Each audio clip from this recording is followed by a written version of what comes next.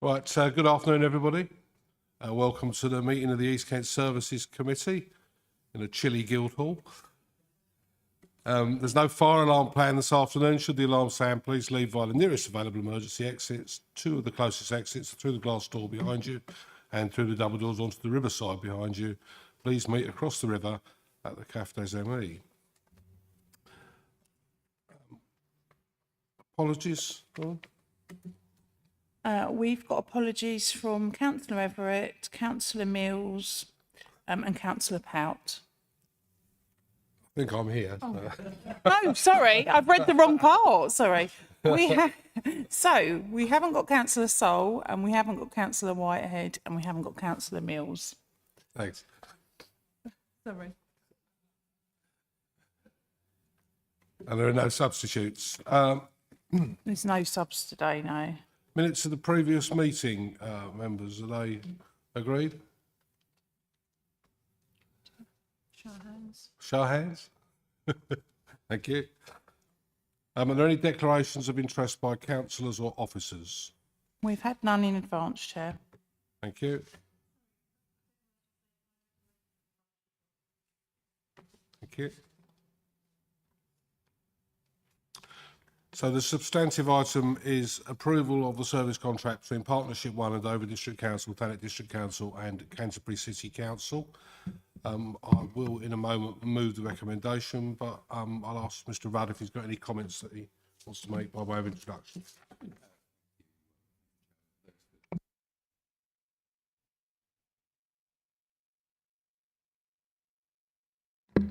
I'm Harvey Rudd, Solicitor to the Council for Dover District Council.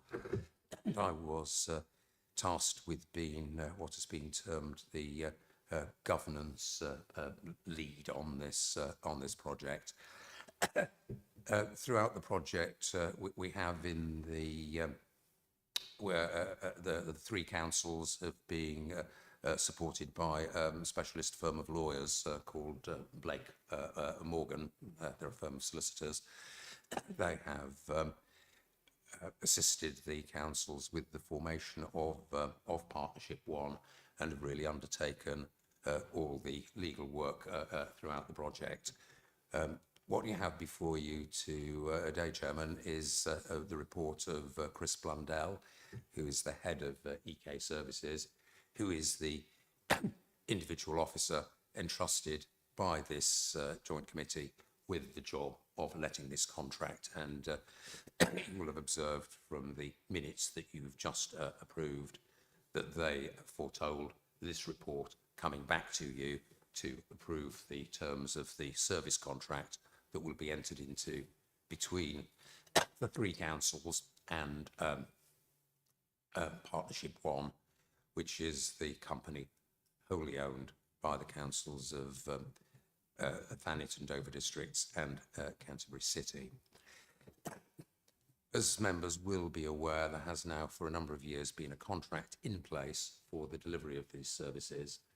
The contracting parties were, on the one hand, the three councils and Civica UK Limited. This whole project came about following the announcement of the management of Civica UK that they were no longer in the business of providing services of these natures for councils. So you will all recall that an assessment was made as to the way forward, and it was decided that a wholly owned company would be formed who would then effectively take over, although it is a new contract, from where Civica have left off. In terms of the contract itself, Civica have supported the transition throughout, and they allowed the councils to use as the base document the existing contract which was in place between the three councils and Civica. So it was, Chairman, supposed to be what you might call a lift and shift. However, as we got further into the project, it became quite apparent that it was how do I put it? It was a little bit more complicated than just changing the names on the front of the contract. It needed updated because laws changed in a number of areas, in particular data protection. Some of the 2P provisions were very specific in speaking to the time of the letting of the previous contract. So there has been this general update of the contract, and work is actually still continuing to finalise the terms of the agreement. In common with any other contract that it's usually the executives of the councils are asked to approve, we have not provided you with the detailed text of the agreement. It is available should you wish to look at it, but quite frankly, it is 250 odd pages of stuff which really isn't terribly accessible. That is being developed at the moment. So although the detailed drafting of the contract has changed, you are essentially looking at a contract which has a similar sort of risk profile to the contract that has always been in place with Civica. We have set out in the report, or the head of EK Services has set out in the report, the basics that you would like to know. Duration, 7 years with a break at 2. That is a no-fault break, so it really enables you to look at the situation, how it is in 2 years' time, and if it's considered appropriate, you could exit and look at some other means of delivery of the service at that point, should you want to. And you have been provided with the value, the contract values, which are contained in a confidential appendix to the report. Apart from that, I think that's a very fair overview. We can take some questions on it if you want, but I think if we got into the detailed arrangements of the KPIs and that sort of thing, we would probably struggle with the officers who are actually here to help you with that. But obviously, Chair, we'll do what we can. Thank you, Mr. And, Rutland. there's just one further point actually I picked up on this morning, and I think that one of the recommendations, probably with the benefit of hindsight, doesn't accurately reflect what's perhaps intended.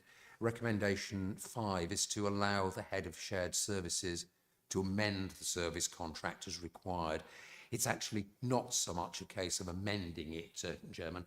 It's more to do with finalising the detailed provisions of the draft agreement. So what I would commend to the committee is that rather than yes, approve the contract, we need you to do that, approve the ongoing management arrangements, which are as is really, then instead of allowing the head of shared services to amend the service contract, say simply that the head of EK shared services be authorised to finalise the detailed terms of the service contract.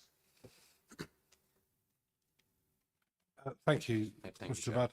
I think for the purposes of the stream, if nothing else, it'd be appropriate if I read the recommendations and move them. As Mr. Rudd referred to, as alluded to, if people wish to discuss exempt matters, then we would need to go into private session.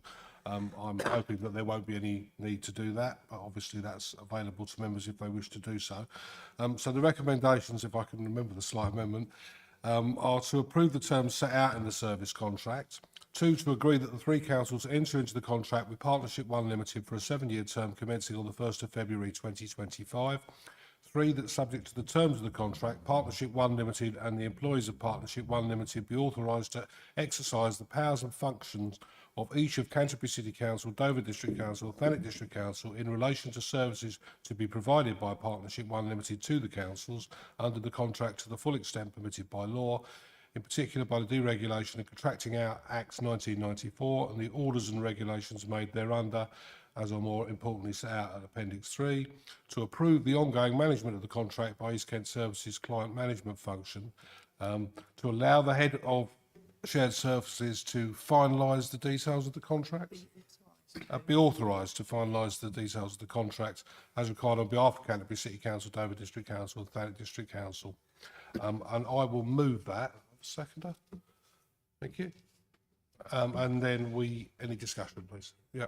Just before I second that, I just wanted to clarify. So on point 5, the recommendation that we're authorising the heads of shared service of the 3 councils, I'm assuming we're talking about up to the point then that this service starts in February. So obviously, once the service starts, there are provisions in place for, you know, these changes to happen via, you know, the set parameters that are in. You're talking about finalising the contract between now and that point. Am I correct? Indeed, Chairman. If you were to look at the contract as of this morning, and there are people still working on it, you will find it covered in tracked change and red line. That is still evolving. The point is that Chris Blundell will be authorised to give the final okay.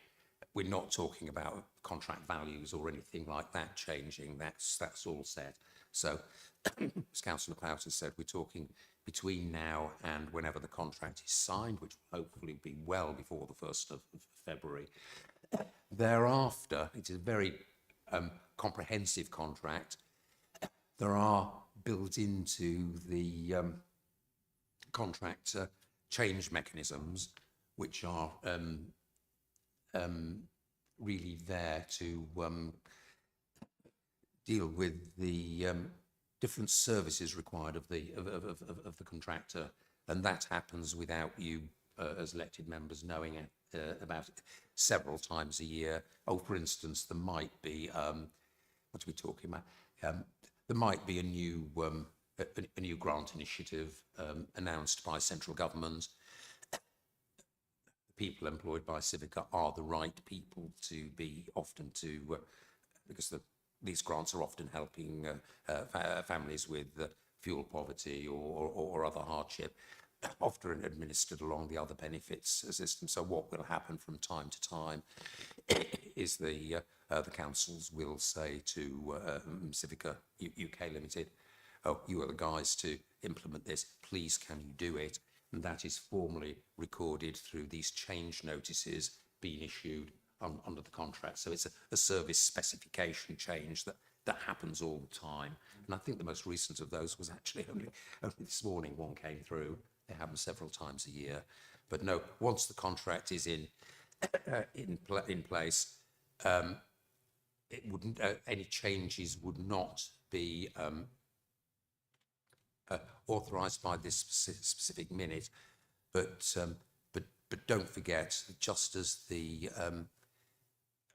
delegations to this committee to discharge the functions of the councils are very extensive, you in turn have made in the past very extensive delegations to the head of shared services. So under those delegations, to the extent that he felt it appropriate to do so, the head of shared services would find it within his power to make some contractual changes.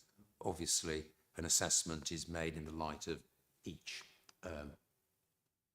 situation should it arise, and a decision is made as to whether, notwithstanding, an officer may have delegated authority to agree something. It is of the nature of things that really should come before elected members, and that's no different from any other delegation enjoyed by officers. They are not always exercised. Sometimes they are brought back because it is felt that it would be appropriate for the democratically elected members to see them. Sorry, that's a very long answer to a very straightforward question. Thank you, Chair. Thank you. Yeah. Just something else I want to ask about. I know you mentioned the KPIs. You may not be able to answer them fully, but I suppose given that the contract is still in the process of being finalised, it's maybe less of a question, but more of a point then that could be considered in the process of finalising. On the KPIs, you mentioned that in Schedule 2 of the contract, there's a full kind of list of, which we don't have sight of necessarily. I suppose there's an opportunity, isn't there? If we're saying that you've identified some weaknesses previously, we're now moving to a new structure. There's an opportunity, isn't there, to kind of identify those weaknesses and ensure that rather than just simply lifting and shifting those KPIs that we have now, there's an opportunity to review the KPIs and ensure that we set some, new KPIs, possibly more challenging KPIs, better for want of a better word, KPIs that challenge those previous weaknesses then, so that in that 2-year period, I suppose, before we would have a chance to break, or hopefully the whole 7 years, we don't allow those weaknesses to continue. So it's not necessarily a question then as such, or maybe you can answer, have those weaknesses been addressed within the KPIs, or as a point, can they be addressed whilst you're still finalising the contract? I think the short answer to that, Chairman, is everything is possible. Mike might be able to assist, and Trish maybe more than I can. But yes, the KPIs have been have I know been reviewed, and yes, of course they can be changed. You can ask for what you like, but the difficulty that you may run into with that taken to extremes is that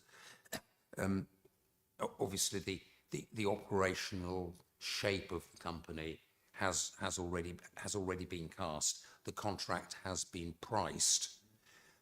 So the danger is, depending on what you do with the KPIs, but if you wanted something potentially quite challenging or dramatic, it does actually affect the sums, and you finish up pushing up the cost of the service, or depending which way you move the KPIs, I suppose. If you we're prepared to do with a slower, less thorough service, presumably it could be done cheaper. I don't really feel I can be competent to comment much more further on that, but I think there are people in the room who might be able to. Thanks, Harvey. Yeah, if it's a reassurance, then I think the point is that certainly with Civica, although they're a separate organisation, clearly a commercial organisation, in all the time of COVID and all the things we've asked them to do, they've never reached for the invoice pad. They've never charged us anything extra, and the same management of what was Civica will continue under Partnership 1, added to which, of course, the directors are also officers of the council. So I wouldn't actually anticipate any problems with saying, okay, we'd like to change the KPIs, which are only a measurement. They're only a measurement of what's happening. And if we want to change the emphasis of the company, an obvious example is that at the moment we very closely measure the in-year collection of things like council tax. That is important, and the quicker the better. However, what really matters is the ultimate collection rate. And so I think we need to slightly change our focus to make sure that in the end it's all collected as best we can, rather than worrying about, okay, was it 12 months, 13 months, 18 months? So I think subtle things like that will change. Obviously, if there's a wholesale change and the 3 councils are unanimous in wanting it, then I think as clients we'd be able to ensure it happens. You couldn't necessarily with a separate contractor. So I don't think in practical terms there'll be a problem. I have a question around potential local government reorganisation and how that could impact on what we're doing here. Obviously, this is at the moment speculation, but there is a lot of speculation about moving to a unitary authority, which wouldn't necessarily just comprise the 3 councils we're talking about here. How would that impact on these arrangements? Chairman, I think I can probably answer that. When you get local government reorganisation, because the last wholesale one was under the Local Government Act 72, what you typically get on the back of the enabling legislation is, however they're framed, basically there are property transferred orders. So what tends to happen is that if a council's undertaking ceases to exist and is taken over by a new body, what you tend to get is written into secondary legislation provisions for the rights and liabilities of the body which is ceasing to exist to be assumed by the replacement body. So the metrics might all be different in terms of you might have a contract that only relates to a part of an area of a new authority. But what tends to happen is that the existing rights and liabilities are just shifted over from the body which is ceasing to exist to the successor body. And then obviously what happens as things wash out over the fullness of time is the new body then decides when the arrangements come to an end, contract ends in this case, how you go about providing the service. Do you let another contract? Is a contract let over a much bigger area? That's that sort of thing. But basically the contract that you let as a result of your decisions today, if indeed that is what you decide, would be inherited by any successor body under the reorganisation. I hope that answers you, Chair. Yes, thanks. I think it's worth just touching on, but it'd be difficult to make any other arrangement really, because otherwise we'd all be sitting here waiting to find out what the government was going to do, and then not do anything until the government had done it, will we? So, any further comments or questions? No. Yep. Just a quick point, really. I think the successor body route was quite useful because I was going to sort of follow that up a bit as well. But obviously, clearly, that's answered that question. And also, I think we would like to probably, as all councillors, have as this evolves towards the end of the decision before the signing, if you like, before February, I think it would be useful to have a summary document actually that could form the briefing for our elected representatives and to some extent officers that are not involved in this process. So I think that would need to set out the functions, because I think the functions relate very much to the KPIs, because it's finalising the actual, just a handful of things that it actually does, but has to do well. I think that's really useful, and it's a way of putting that together. And also, I think the terms and conditions of the staff and the terms of the business relationship between the councils as well. And I think those things are important to our elected members. And at the moment, in this room, we're a bit of we've got it, okay? But I think further out, we need to make sure this is a smooth and good transition, because we said, I remember the first way back, we said that we're going to go with the LATCO, which is uncomfortable for the councils and the political persuasion that we are. But it doesn't have to be a bad one, it has to be a good one. And we want to prove that point to our elected people and to the people that pay ultimately for the service to happen. So I think we're now in that state that we can get it together, but we need that process at the end of it to bring it together and communicate the message that we put out there, which I think is absolutely vital, because there is criticism, of course, for what we do. And, again, on the political point again, KCC is threatening to sort of drive a cart and horses through what we do anyway, with that, and make life very difficult. And that's why we need that flexibility built into it, which hopefully we will never need if sense prevails. But we'll see. So thank you for that. And just with those final closing points from me, otherwise very happy. Yeah, thanks. If I just say thank you very much for that. It's opportune actually that you've raised it today, because obviously at the moment the councils still have the services of Jasvia as the transition manager, and I think that could be usefully that briefing paper could usefully be something that she could usefully do for us. But of course the transition, her functions are in the title. She's with us at the moment as a transition manager, and there will become a point when we've successfully effected the transition that sadly she will be going on to do other projects and will no longer be available to us. Thank you, Chairman.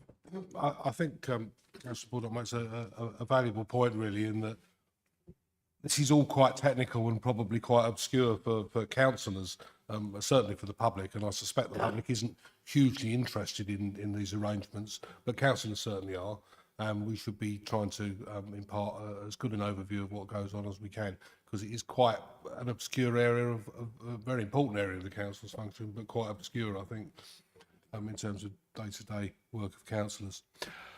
Okay, I'd just like to thank Jasvia and indeed all the officers for their efforts and time that they've put into this project, because it's obviously been quite an intensive period of work. across the different councils. Not just those here today as well, but also those who are not with us today. I think it's been seconded. Thank you. So I think Lauren's going to ask people to vote.